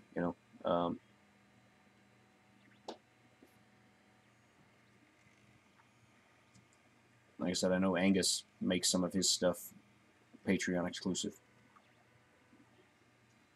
Or maybe we, Patreon exclusive it for, so many months or whatever. You can get it 6 months before anybody else, and then it goes to Thingiverse. I don't know.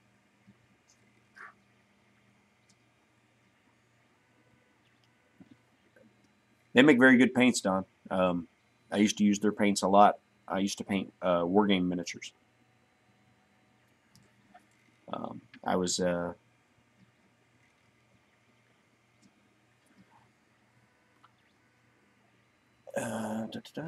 I'll just type that in real quick for you.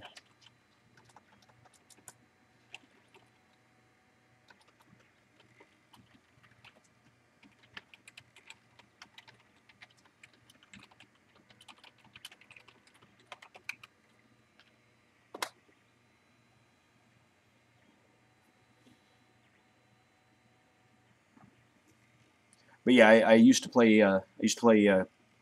Now they call it Classic BattleTech. Back when I started playing, it was just BattleTech. Now they call it Classic BattleTech because they came out with that the MechWarrior Dark Ages thing, which we all jokingly called Clicky Tech. And then they went back. They started calling the original BattleTech Classic BattleTech. And I still got like 300-400 miniatures.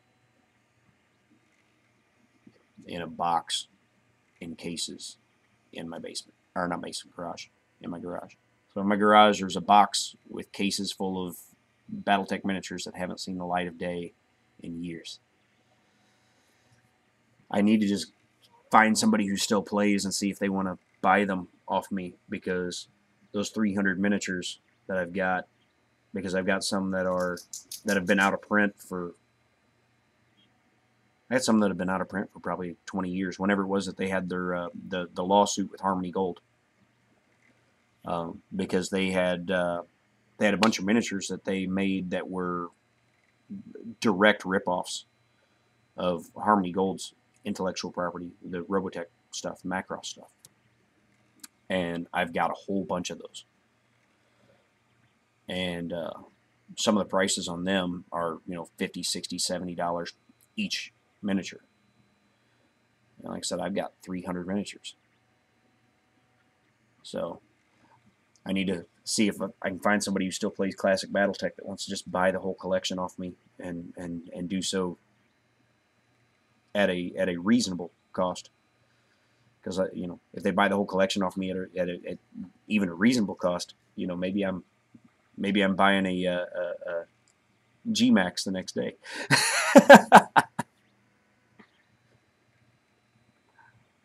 Awesome, Rover.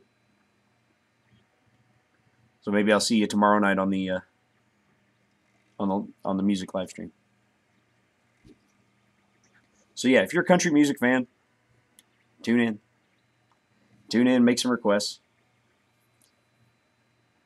And it's great. It's it's a lot of fun. Like I said, I love playing music, and then like I said, the people that come in there are mostly people who are there's some diehard Ricky Lee Tanner fans, and it's awesome. They're beyond fans to this point.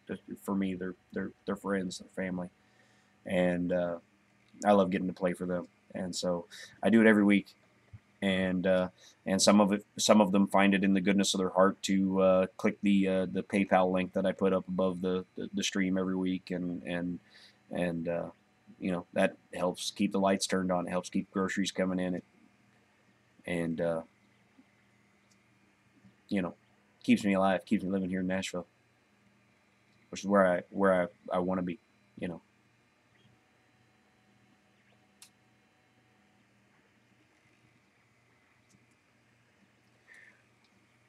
If the functional suspension thing doesn't work out, all my MVS, which stands for Modular Vehicle System, all my MVS builds that I've done so far are on what I call my heavy, MVS heavy platform, even the one that I've started with the live stream. But I want to do a medium and light MVS series of vehicles as well. And so if the functional suspension doesn't work out, maybe I modify the design so that I can put this body shell that I've already designed on the MVS medium platform. And then I want to make a MVS light platform for like cars, that sort of thing. And then an MVS like ultralight platform for like four-wheelers, that sort of stuff, because G.I. Joe was full of that sort of stuff. Maybe four-wheelers and motorcycles and stuff, come up with some sort of platform that works for them, and, jet skis and whatnot. Or not jet skis, ski mobiles, that sort of thing. Well, maybe a jet ski would be cool too. Who knows? And then get into maybe an ultra heavy, and then make like the big playset style vehicles. Would be cool. Yeah. Something like the Defiant. Oh, hold on. Excuse me. Got to take this.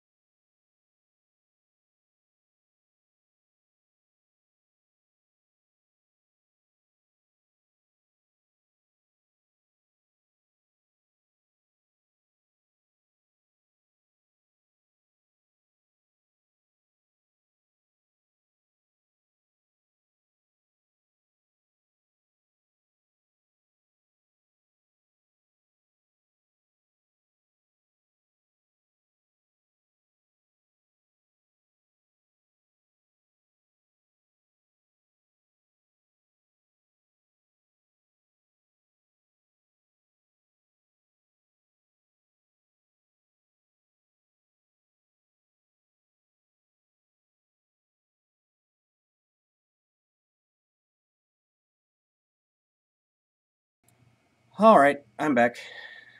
That was the boss, the CFO, the wife.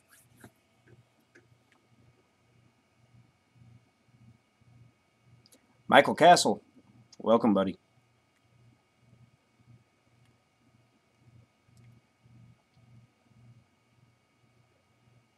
Now we wait to see who wins. Well, I'll keep my fingers crossed that if it's not me, I hope it's somebody in somebody that's in our close circle. Somebody in the country club.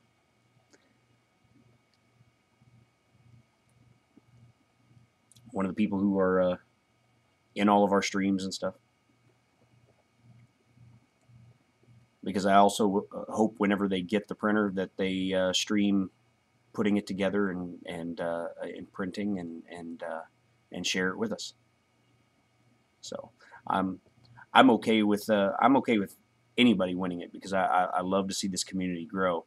But I hope it's somebody in our immediate group just so that we can all share in the victory.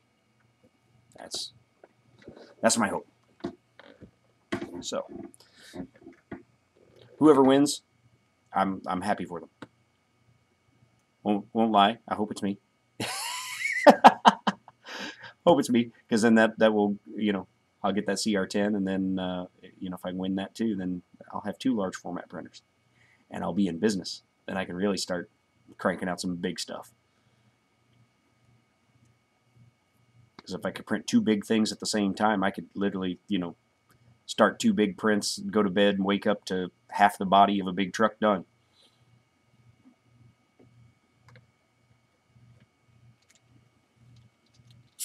And I'll get there. I'll get there eventually. As soon as I can convince the CFO that I need, even more printers.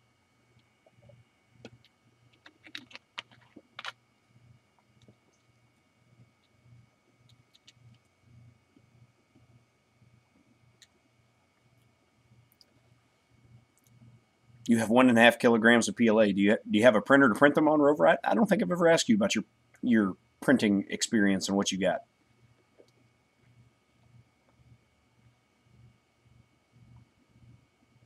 I think I know what most of the YouTubers have as far as their printers and stuff, but I don't think I've ever asked you. And I know most of your stuff is more centered around your giveaways and stuff. So I was curious what you do in the printing world.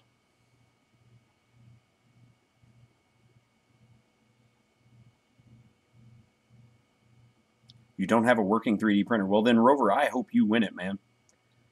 I hope you win it, but then you have to post pictures and stuff on Twitter at the very least. If you don't live stream the build and that kind of stuff, you got to at least post some pictures and stuff on Twitter and share with us. So I'll keep my fingers crossed for you, Rover.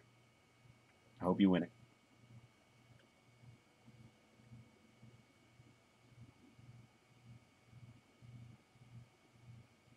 So you have a monoprice Maker Select. What's wrong with it?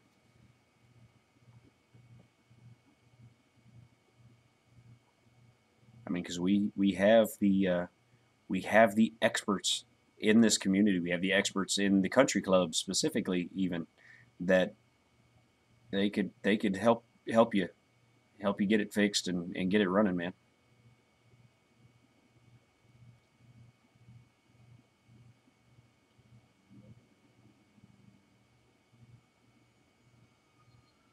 You got guys like Nappin who are building hypercubes from scratch. So I'm sure they can figure out how to fix whatever you got going on with your Maker Select.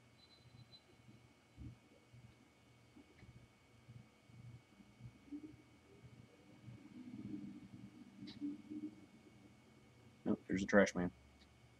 I'm glad my wife called me and reminded me to put the trash out this morning.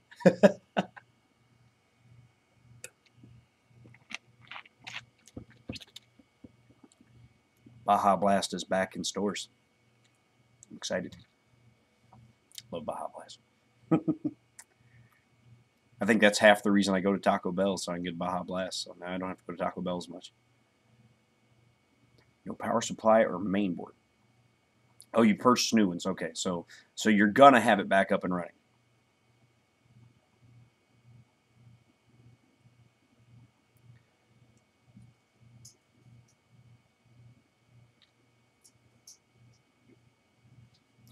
I don't think it's a matter of lazy. I think it's a matter of you never sleep, man, so you're always tired. You need to lay down and close your eyes for 8 consecutive hours. Just at least once or twice a week, man. I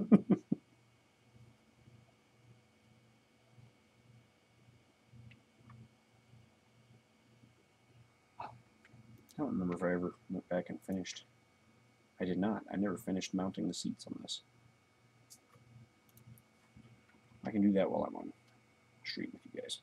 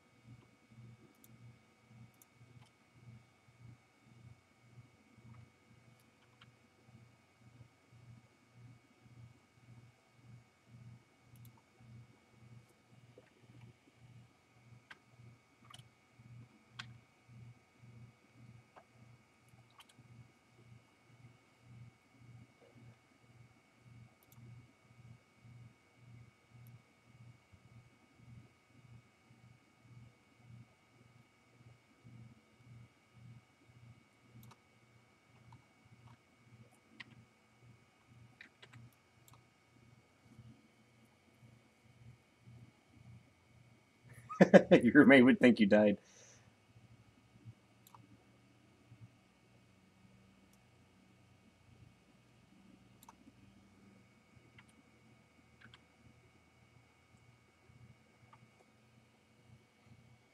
You wake up and there'll be a bunch of people poking through your stuff.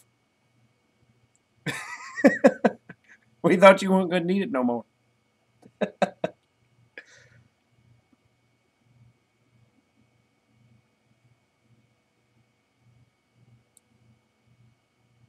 Nice, Don. It's awesome.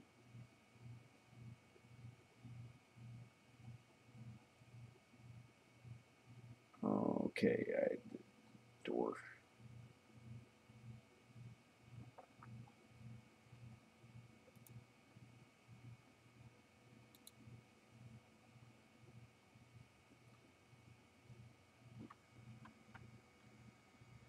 All right, so this seat now has mounting points onto the floor. Save that.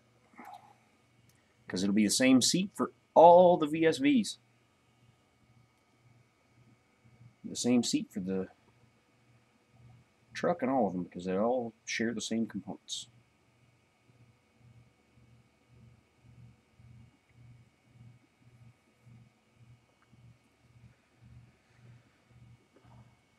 All right, guys. Well, it looks like the stream is sustainable, and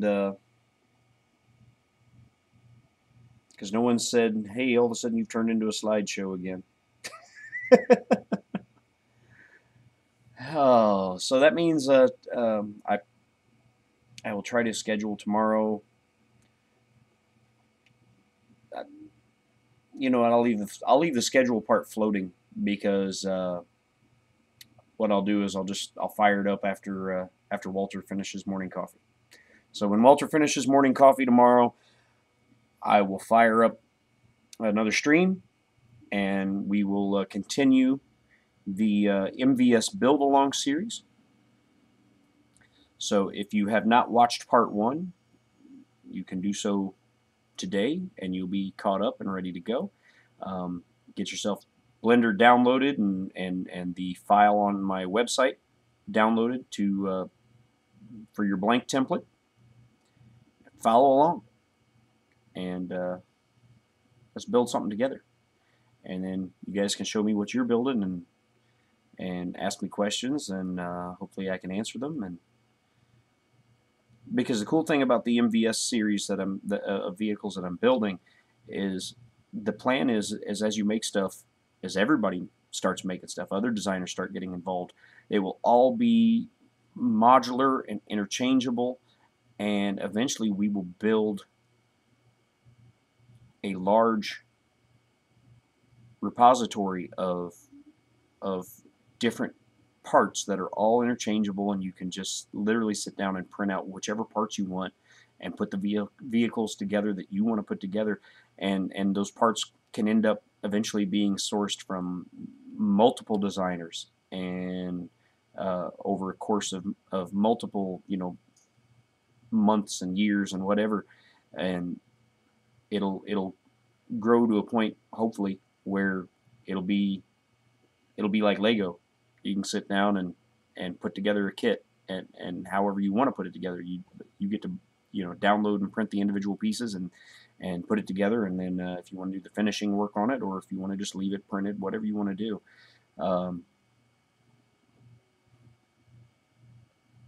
That's where I'm hopefully going with the MVS system, and then I get the modular vehicle system, and then I've got once I get that CR10S, I will further the design on the modular building system, and I think that one is probably going to have an even larger audience because it'll be a 1/18th scale building system, a building system, a 1/18th scale system for making buildings, and I think I'll have a larger reach with that even than I do with these vehicles, because you have people who are into the die-cast hobby trade, into the like 1/18th scale die-cast hobby trade, and they will be able to print and put together things like garages and gas stations and stuff to use for dioramas for their 1/18th scale die-cast. And I think I haven't done the math. I need to sit down and do that math and figure out what it is. There's also a large market of 1/24th scale die-cast and 1/25th scale die-cast. So I need to sit down and do the math to see what scale percentage you would print a 1/18th scale design at, whether it be 66, 67%, whatever it is, so that it lines up with 1/24th scale. And then I can just tell people, literally, download this, print it at 67% scale, and you've got your for 1/24th scale. Or people into Hot Wheels. Hot Wheels are what, 1/43rd scale? So I need to figure out what the math is so that I can say, okay, you print this design at 33% and make buildings for your Hot Wheels.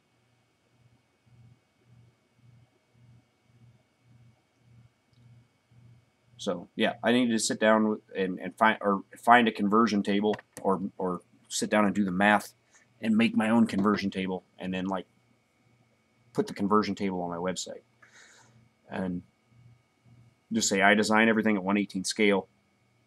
Here are the percentages you need to slice at if you want it in 1/24th scale, 1/43rd scale, 1/6 scale.